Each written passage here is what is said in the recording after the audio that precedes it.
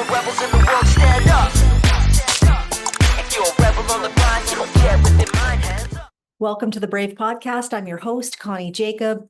This year, I am taking teachers, parents, anyone who works with a young person through a whole year of connection strategy. That's right, a whole year of connection strategy. One of the things that I've heard from parents and teachers, leaders, people who want to live their dreams, we're tired of hearing wide information. We need to go deeper. So many concepts we understand, but we need to know how to implement them. And so I want to give you a communication strategy in this week's podcast that will change the game on how you relate to anyone, whether that be a student, whether that be your child, whether that be someone you're in a relationship with, or even your relationship with yourself. And so let's dive in. I want to share something that I learned this week in a workshop that I was in, because we always are growing, we're always learning for ourselves. One of the things that I learned was the difference between expectations and agreements. So expectations is what I expect out of my student, what I expect out of my child, what I expect out of my relationship, or what I expect out of myself. Expectations are one-sided.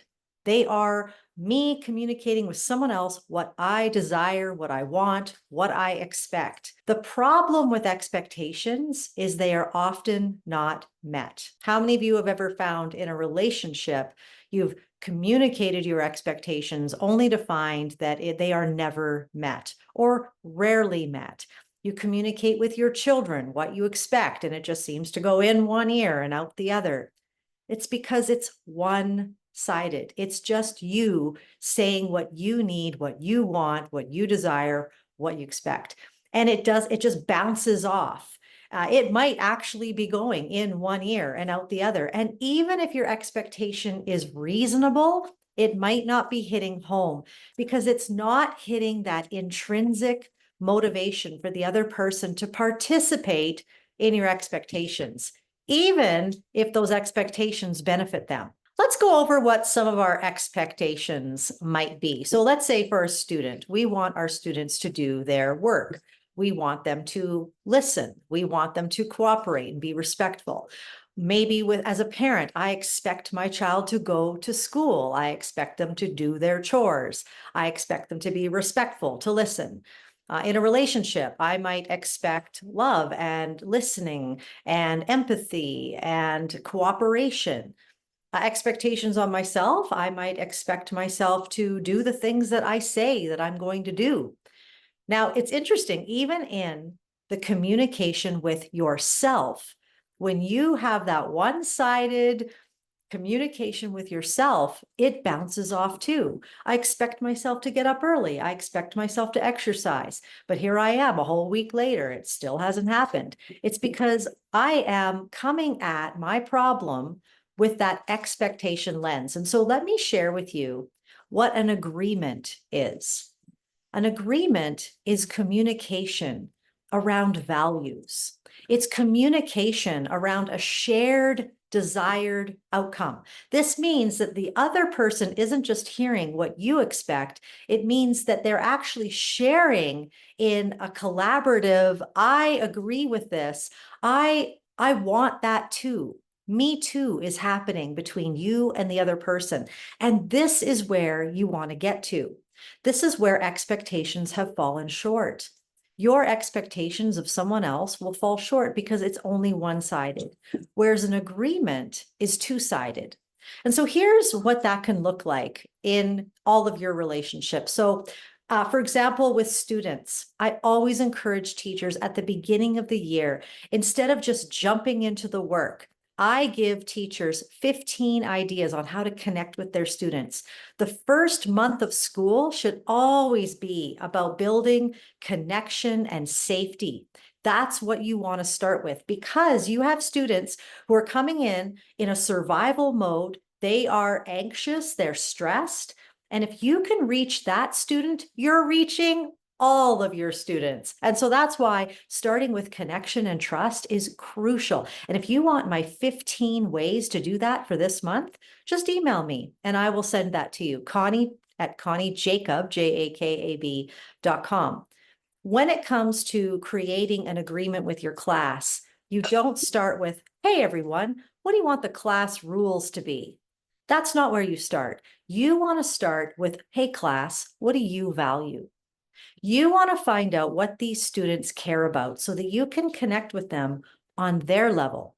It also gives you the opportunity to be able to share what you value.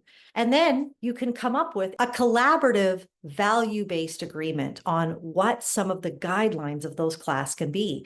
And how many of you know that when you share that together, they own it? You tell them what you expect only, it's going to fall short. Doesn't mean you don't have expectations. Those agreements are creating an inner intrinsic motivation that comes from them and not from you.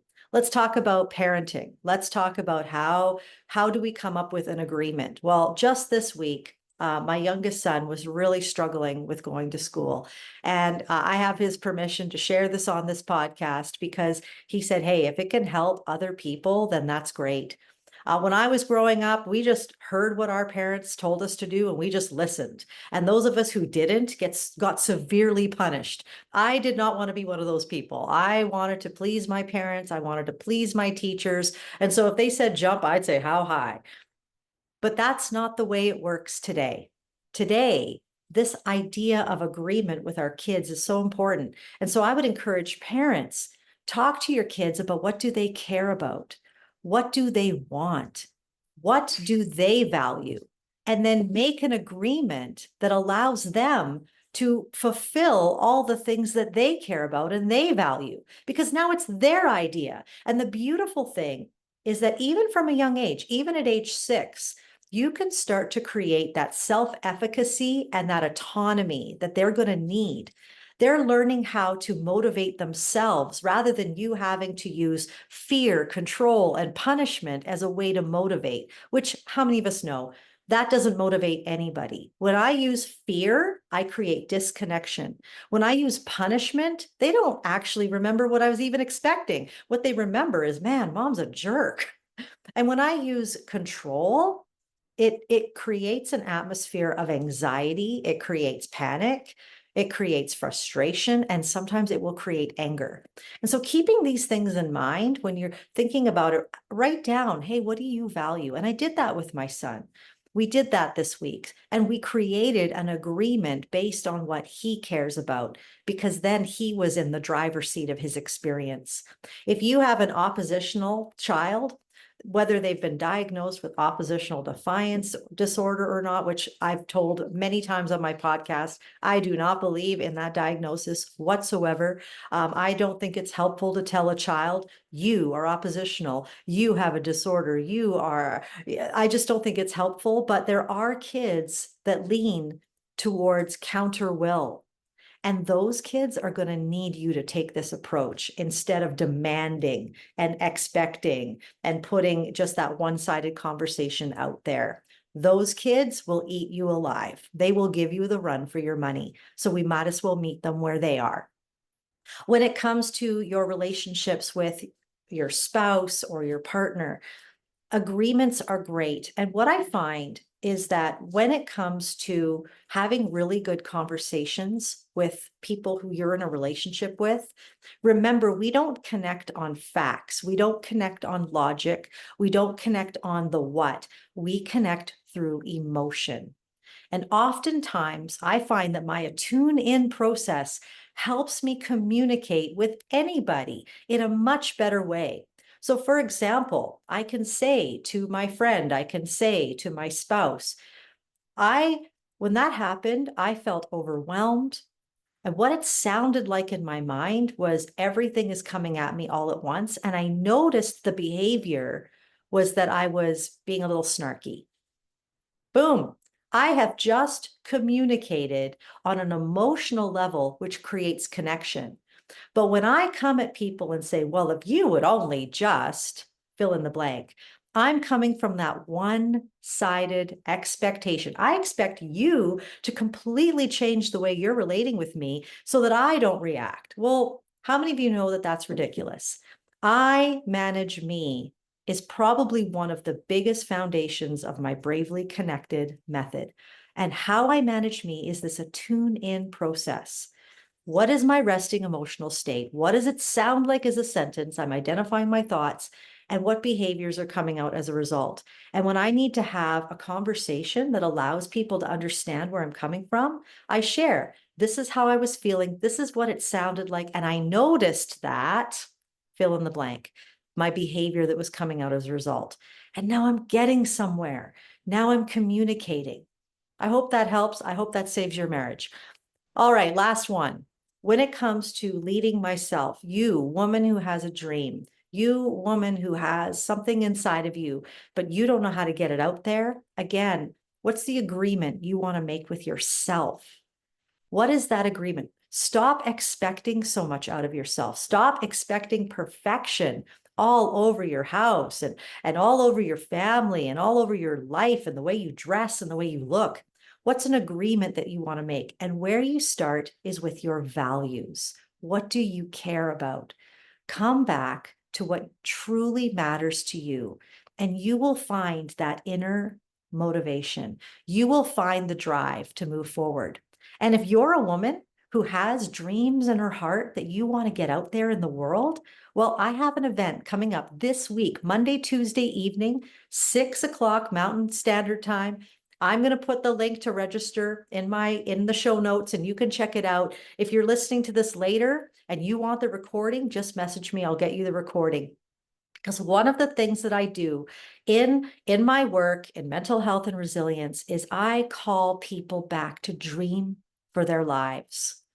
One of my favorite books on depression is Lost Connections by Johann Hari, where he describes in detail the reasons why depression is connected with a lost connection of meaningful work, purpose, connections with people. And so this is why it's important to come back to what do you truly value? Moms who have purpose will create a different atmosphere in their home than, say, the ones that are just surviving. And I understand that when it comes to people who are living in poverty and people who are living in generational trauma, it's hard to even think about dreaming. You, teacher, who is swamped every single day with nothing but constraints and kids who seem to have surmounting problems that you don't know how to deal with, it's hard to imagine how to dream. But dreaming is important. Imagination and curiosity, creativity, these unlock parts of our brain. These bring us back to our prefrontal cortex, and they ignite us with something that moves and compels us forward to create something different in the world. Now, I don't mean to sound like a motivational speaker. There's a lot of science around this. There is a lot of evidence-based theory around why you dreaming for your life is important. But starting with the expectations, shifting from that to agreement might just be the small breakthrough that you're needing this week in order to move forward. And so I hope that this is helpful. If you want more information, if you want to be on my VIP list, I email people every single week. I email teachers, parents, leaders, people out there trying to make a difference in the world with those dreams. I email them every single week. I email them tips, and I call them my VIPs because they get experiences that no one else gets. You want to be on that list? Just email me, Connie@ConnieJacob.com. I'll get you on the list because I'm here to journey with you for the entire year on how you can create better connection with your students, your family, your relationships, and with those dreams in your heart. Keep being brave. All the rebels in the world stand up.